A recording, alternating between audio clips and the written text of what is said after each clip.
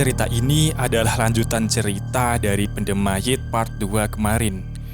Yang belum mendengarkan bisa langsung klik link yang ada di deskripsi ya. Langsung saja kita mulai ceritanya. Keesokan harinya, Agung masih memikirkan bagaimana caranya untuk memecahkan permasalahan ini. Dia tak tahu harus bagaimana, sementara anaknya menjadi aneh semenjak dirasuki oleh sosok yang disinyalir merupakan sosok kiriman dari Paman Wastari. Didi yang awalnya periang, kini terlihat sangat murung. Ia sama sekali tidak pernah bersosialisasi dengan orang-orang sekitarnya. Terkadang, dirinya hanya menatap ke arah jendela rumah seperti sedang berbicara kepada orang yang tidak pernah terlihat oleh kedua mata Agung dan juga Wastari. Sementara itu, Ibu Nani masih memandang wajah suaminya. Ia masih mengingat hal yang belum diketahui oleh Agung terkait kematiannya yang masih misteri hingga sekarang. "Bu, Ibu baik-baik aja kan?" tanya Agung. Ibu Nani hanya tersenyum. Ia kemudian menuju ke arah Agung dengan wajah yang penuh dengan kesedihan. Raut wajahnya sama sekali tidak berubah tatkala mengingat suaminya itu. "Kamu tahu kan, Nak?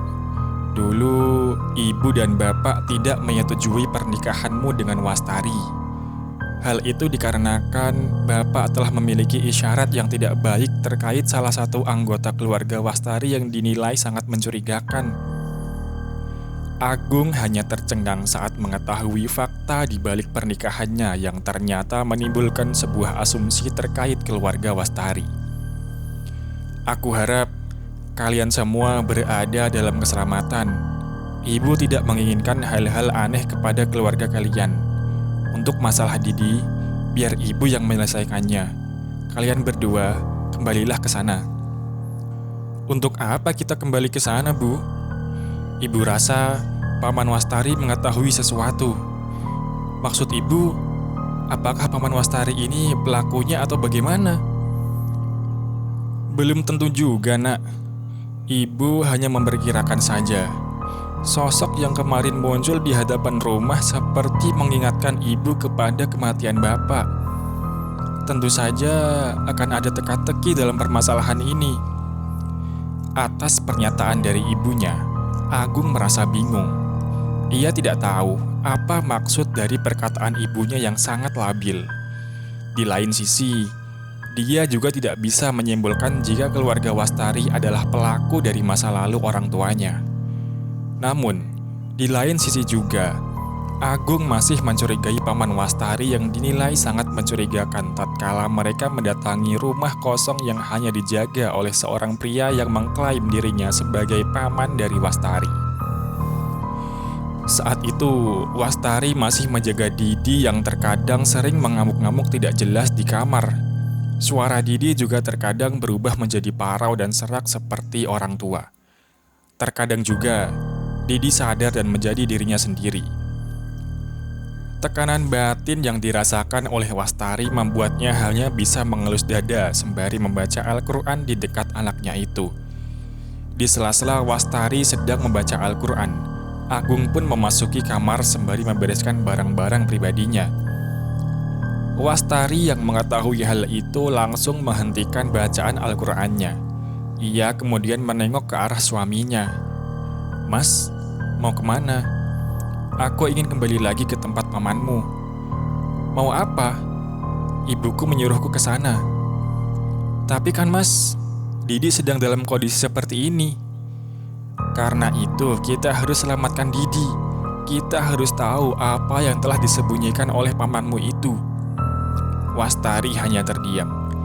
Dia tidak tahu harus berbuat apa selain menuruti semua yang diinginkan oleh suaminya demi kebaikan Didi. Secara keseluruhan, kondisi Didi baik-baik saja. Namun, di waktu-waktu tertentu, dia seperti bukan layaknya Didi yang dikenal oleh Wastari dan juga Agung. Terkadang, Didi menangis layaknya seperti orang yang tinggal jauh di sebuah tempat yang tidak berpenghuni. Terkadang juga, dia dirasuki oleh sosok nenek-nenek yang disebut sebagai sosok yang merasuki tubuh Didi. Siang itu, Agung dan Wastari pun izin pamit kepada Ibu Nani untuk kembali ke Jawa Tengah. Tujuannya adalah mencari tahu terkait sosok yang sering mengganggu tubuh Didi dan berkeinginan untuk menyelesaikan masalah itu secepatnya. Berangkat dengan kepercayaan diri yang tinggi, Agung dan Wastari pun merelakan anaknya untuk dijaga oleh sang nenek. Mereka berdua memiliki tujuan yang sama, yaitu membongkar lebih dalam terkait apa yang dilakukan oleh Wak Salim selama beberapa tahun ke belakang. Selama dalam perjalanan, Wastari hanya menatapi jalanan yang ramai. Ia terkadang menampakkan wajah sedihnya di hadapan Agung karena melihat anaknya yang tiba-tiba menjadi aneh akhir-akhir ini. Entah apa yang terjadi pada masa lalu di antara kedua orang tua Wastari dan juga Agung. Keduanya hanya bisa menerima takdir yang secara penderitaan sangat mengena kepada mereka berdua. Mobil memasuki gapura desa, tempat di mana Wak Salim berada. Namun ada yang aneh. Mereka mendapati banyak warga yang mengenakan pakaian serba hitam sembari membawa sesuatu yang ditutupi kain berwarna putih. Terlihat juga wajah dari mereka yang penuh tanda tanya. Saat mereka melewati sebuah rumah warga, mereka mendapati bendera kuning yang berjajar rapih di hadapan rumahnya. Dari dalam mobil, terdengar isakan tangis yang begitu kencang dari rumah tersebut. Namun bukan hanya itu saja. Pandangan Wastari tertuju kepada bambu kuning yang ditancapkan di beberapa sudut rumah warga yang meninggal dunia tersebut. Biasanya, dengan penandaan seperti itu, bisa jadi ada sesuatu yang membuat para warga memikirkan untuk mengambil langkah lebih waspada setelah berjatuhannya salah seorang warga lainnya. Para warga berbisik-bisik terkait kematian aneh yang menimpa warga tersebut. Mereka tidak mengira juga salah seorang warga tersebut meninggal dalam keadaan yang mengenaskan. "Dek, ada yang meninggal kayaknya." "Iya mas, tapi kok ada yang aneh ya?" "Maksudnya dek?" "Biasanya, kalau ada orang yang meninggal dunia dalam keadaan yang aneh, para warga selalu memasang bambu kuning. Tujuannya untuk jaga-jaga." Agung masih menyetir mobil dan menghindari keramaian para warga yang memperhatikannya dari luar. Mobil memasuki tempat di mana Wak Salim berada. Sebuah rumah kosong yang di depannya bertuliskan penjualan rumah yang berada di halaman rumah tersebut. Sesaat di mana Agung dan Wastari membuka gerbang, ia memarkirkan mobilnya di halaman rumah. Lalu, keluarlah seorang lelaki tua dengan langkah yang penuh hati-hati. Dia adalah Wak Salim. Agung dan Wastari turun dari mobilnya. Ia kemudian disambut oleh Wak Salim dengan pelukan hangat.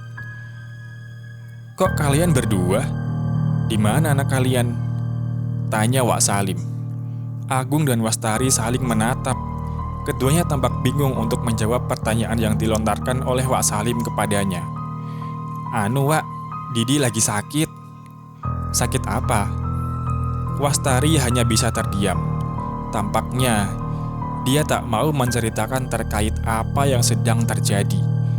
Takutnya apa yang ia ceritakan kepada Wak Salim justru menjadi bumerang bagi dirinya sendiri. "Aku tahu apa yang kalian pendam. Sekarang masuk ke dalam rumah," ucap Wak Salim. Agung dan Wastari izin mengambil barang-barangnya terlebih dahulu. Mereka berdua kemudian masuk ke rumah peninggalan orang tua Wastari yang sekarang dihuni oleh Wak Salim seorang. Seperti biasa, di dalam rumah, mereka berdua seperti mencium bau busuk yang menyerbak.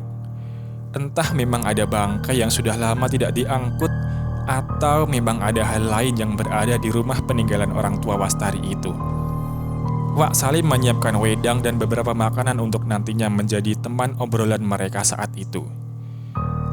"Silakan, ceritakan apa yang menjadi keresahan hati kalian," jelas Wak Salim. Agung dan Wastari tidak bisa menjawab atau menceritakan apapun. Kali ini, mereka berdua tampak bingung untuk mengawali obrolan dan rasanya seperti sangat canggung tatkala berhadapan langsung dengan Wak Salim. Seperti ada sesuatu yang mereka pendam namun tidak ingin diungkapkan. Di lain sisi, mereka berdua juga mempercayai cerita yang diceritakan oleh Ibu Nani, ibu dari Agung, terkait hal yang terjadi kepada Didi. Namun, melihat raut wajah yang tampak begitu luwes dari penampilan Wak Salim sekarang, Agung tampak ragu dengan penilaian cepat yang diberikan orang tuanya kepada Wak Salim. "Begini, Wak, kami datang kemari hanya ingin tahu apa yang terjadi kepada Didi sewaktu menginap di rumah ini," jelas Agung. "Memangnya setelah dari sini Didi masih kumat?" Agung hanya mengangguk, sedangkan Wak Salim, ia hanya menghela nafas panjang. Rasanya seperti tertimpa tambahan beban hidupnya dalam tubuh yang sudah tua renta itu. "Jadi, Didi kenapa, Wak?" tanya Agung. "Di desa ini, kita tidak bisa menentukan mana orang baik dan mana orang jahat dari penilaian orang-orang luar saja. Karena sejatinya mereka yang menyembunyikan diri dari pandangan orang-orang dan menyengaja untuk menutupi diri. Dia adalah orang-orang yang terselamatkan," jelas Wak Salim. Penggambaran dan pengibaratan yang diucapkan oleh Wak Salim benar-benar mencambuk hati dan juga pikiran Agung. Ia benar-benar merasa tertampar dengan kalimat yang baru saja Wak Salim katakan barusan. "Lantas, apa yang sebenarnya terjadi di desa ini, Wak?" tanya Agung. "Desa ini disebut dengan Desa Ganyir Mayit. Orang-orang yang berada di desa ini sering terkena serang-serangan aneh seperti yang terjadi kepada Didi dan juga kedua orang tua Wastari. Tak aneh jika di setiap rumah di desa ini selalu dipasang bambu kuning. Tujuannya agar si sosok itu tidak menjemputnya." "Menjemputnya?" tanya Wastari. Wak Salim hanya mengangguk. Ia membenarkan terkait apa yang dipikirkan oleh Wastari dan juga Agung. Keduanya masih belum paham dengan ucapan yang dilontarkan oleh Wak Salim terkait kalimat menjemput yang dimaksud. Wak Salim tampak membenci hal itu. Tatapan matanya melotot tajam ke arah jendela seperti mengingat memori kelam saat di mana dirinya mendapati sosok yang tidak ia sukai. Bibirnya yang berwarna hitam bergerak-gerak seperti sedang menyumpah serapah sesuatu yang ia benci. "Anak-anak di sini banyak yang meninggal dengan cara yang mengenaskan. Tubuhnya mengeluarkan bau seperti mayit. Dari mulutnya terkadang keluar cairan busuk. Beberapa ada yang melihat mereka meninggal dengan cara yang lebih ekstrim, di mana setengah tubuhnya dipendam di liang lahat dengan kepala yang masih mendongak ke arah langit." Agung hanya bisa mendengar sembari menganalisa kembali apa yang ia ketahui terkait Wak Salim dari ibunya. Jika memang pelakunya adalah Wak Salim, mana mungkin dia akan menceritakan sedetail ini kepada Agung. Seperti biasa, tatkala memasuki waktu sore, desa ini selalu dihadiri langit yang berwarna kelabu. Mendung sudah merambah ke tiap sudut desa. Orang-orang desa mulai berlarian untuk memasuki rumahnya masing-masing. Tanah menjadi basah tatkala tetesan demi tetesan hujan berjatuhan.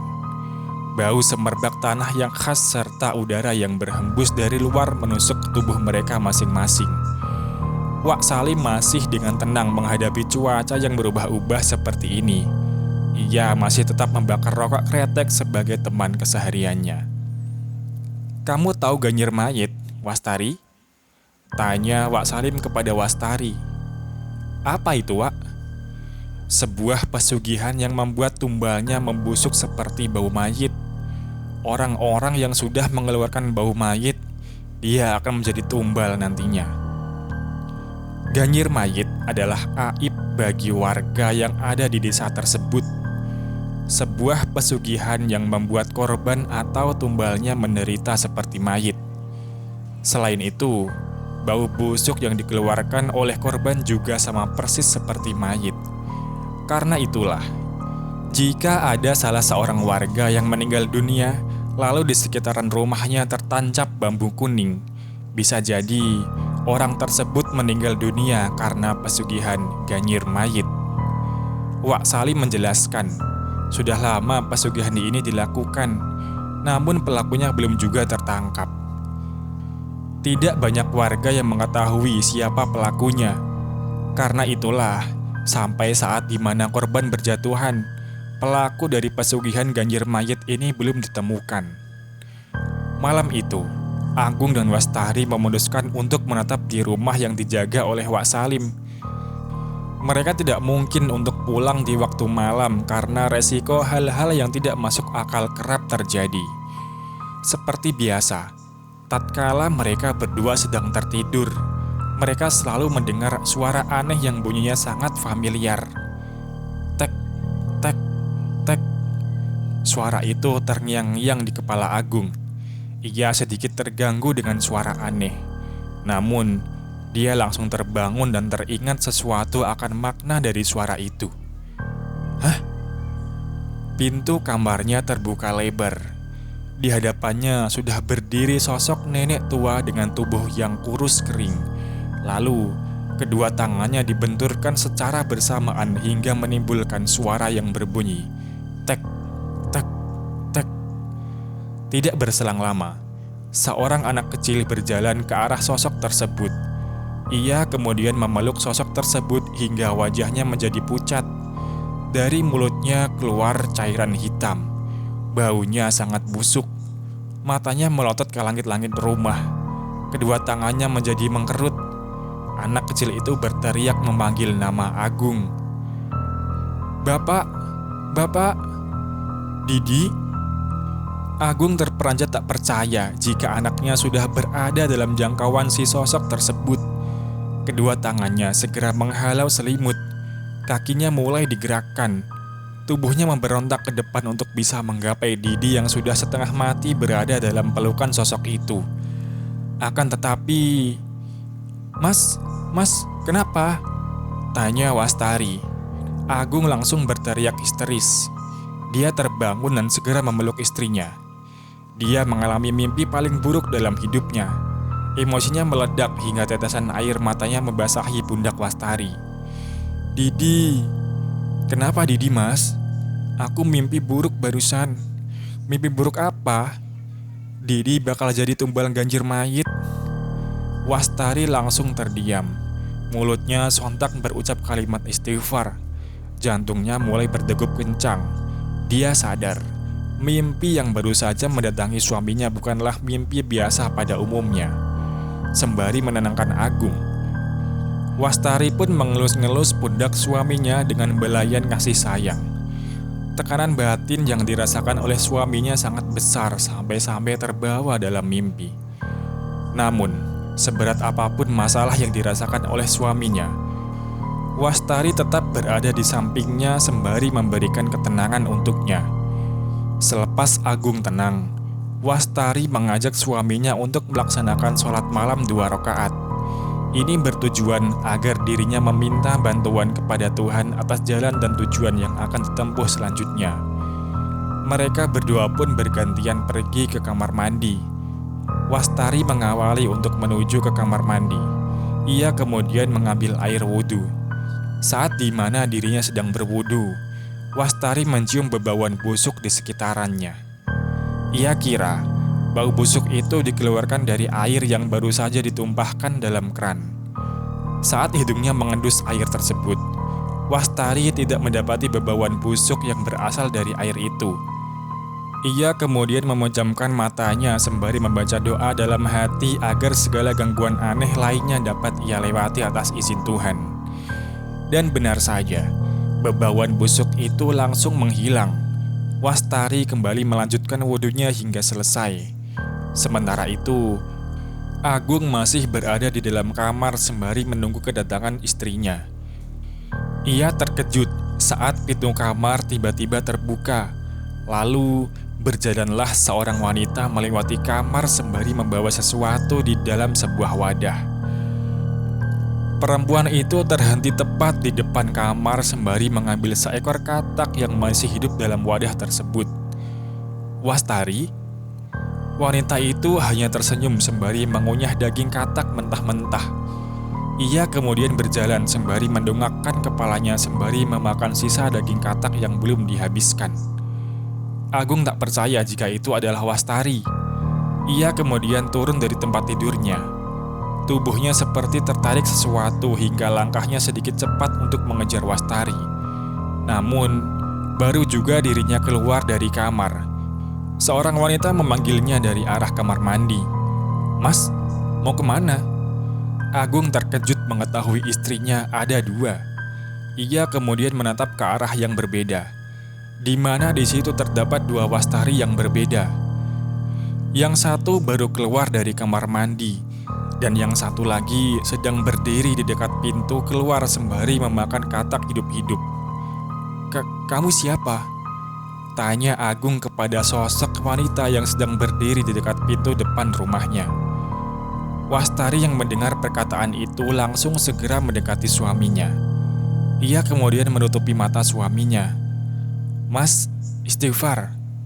Wastari membantu suaminya untuk mengucapkan kalimat istighfar berulang-ulang kali. Ia tahu yang dilihatnya bukanlah Wastari yang asli, akan tetapi ada satu sosok yang menjelma seperti Wastari. Tidak berselang lama, sosok yang menjelma menjadi Wastari tiba-tiba menghilang dengan sendirinya. Tubuh Agung langsung ambruk. "Mas, kamu kenapa?" Wajah Agung langsung memucat. Keringat dingin bercucuran. Matanya mendongak ke arah atas langit-langit rumah. Untung saja, saat itu Wak Salim belum tertidur. Ia hadir tepat waktu saat dimana tubuh Agung sudah tidak bisa bangkit lagi. Wak Salim dan Wastari pun memapah Agung hingga dalam kamar. Pagi harinya, Agung terbangun. Ia terkejut saat istrinya masih tertidur sembari memeluknya. Di dahinya juga terdapat kompresan. Agung hanya melihat wajah istrinya, Wastari yang tampak kelelahan. "Semalam aku pingsan kah?" Saat Agung terbangun, pintu kamar terbuka. Wak Salim membawakan sarapan untuk Agung dan juga Wastari. "Wak Salim, semalam kamu terkena jemputan," jelas Wak Salim kepada Agung. "Jemputan?" "Sosok Ganyir mayit kemari." Agung terkejut mendengar hal itu. Yang ia ingat adalah tatkala dirinya melihat ada dua Wastari di hadapannya, di mana yang satu sedang memakan katak hidup-hidup dan yang satunya lagi baru saja keluar dari kamar mandi. "Dia kira kalian berdua membawa anakmu, makanya sosok itu kemari untuk menjemput anakmu," jelas Wak Salim. Agung sadar jika Didi sudah ditandai oleh sosok tersebut. Karena itulah, benar apa yang dikatakan oleh Wak Salim. Sosok itu ingin menjemput Didi pada malam itu juga. Payahnya, Didi tidak berada bersama mereka. "Jangan risau, Gung, dan juga jangan kagetan. Kamu akan mengetahui fakta yang menyakitkan itu adalah ketika pelakunya adalah orang kita sendiri," jelas Wak Salim. "Maksudnya, nanti kau tahu sendiri." Selesai memberikan sarapan kepada Agung dan juga Wastari, Wak Salim keluar dari kamarnya. Dia berniat untuk berkeliling desa untuk mencari tahu apakah ada korban yang berjatuhan lagi tatkala sosok Ganyir mayit itu mendatangi rumahnya dan gagal mengambil tumbal. Desa ini dinamakan Desa Ganyir. Diambil dari namanya saja. Desa ini dikenal karena dulu tanahnya berbau anyir atau amis. Sehingga kata Ganyir ini sendiri digunakan untuk mengartikan sebuah desa yang memiliki tanah amis atau anyir. Warga di desa ini rata-rata menjadi seorang petani. Banyak dari mereka yang memiliki tanah yang luas serta mendapatkan panen dengan hasil yang melimpah. Namun, semenjak saat di mana Wastari dinikahkan oleh Agung, desa ini mendapatkan sebuah fenomena yang tidak bisa dihindari. Entah memang ini ada hubungannya dengan Wastari dan juga Agung, atau memang ada sebab lain yang menjadi patokan utama dari munculnya banyak peristiwa aneh. Kematian demi kematian di desa ini begitu sangat misteri. Tangisan demi tangisan seperti tetesan hujan yang terus membasahi tanah di desa Ganyir ini. Benar apa yang dikatakan oleh Wak Salim. Jika ada sosok Ganyir mayit yang ingin menjemput tumbalnya dan tumbalnya tidak ditemukan, maka korban bisa jadi sosok itu mengambil tumbal lainnya. Agung akhirnya membangunkan Wastari dan menyuruhnya untuk sarapan. Wastari terbangun sembari menatap wajah suaminya yang sudah kembali bugar seperti semula. Mereka berdua pun sarapan terlebih dahulu. Selesai mereka sarapan, Agung dan juga Wastari akhirnya memutuskan untuk pulang. Ia kemudian membereskan semua barang-barangnya dan dimasukkan ke dalam mobil. Bersamaan dengan itu, Wak Salim sudah menunggunya di depan gerbang sembari menatap sawah para warga di desa Ganyir. "Wak, kita mau pamit pulang dulu," jelas Agung dengan nada yang rendah. "Apa ibumu pernah menanyakan tentangku?" Agung terkejut mendengar hal itu. Padahal selama dirinya berada di rumah tersebut, Agung tidak pernah sekalipun menyinggung Wak Salim dengan pandangan yang Ibu Nani berikan kepadanya. "Hanya sedikit, Wak. Beritahu ibumu, berhenti bermain-main lagi. Minta kepadanya untuk lepaskan anakmu." "Maksudnya, Wak?" "Kamu akan tahu sendiri siapa pelakunya, Gung. Sosok Ganyir Mayit ini telah membunuh kedua orang tua Wastari karena ketidaksetujuannya pernikahan di antara kalian berdua." Oke, jadi sekian dulu cerita Pedem Mayit part 3 kali ini. Menurut kalian gimana? Siapa sosok pelaku santet Ganyir Mayit tersebut? Nantikan lanjutan ceritanya di part 4. Terima kasih yang sudah mendengarkan.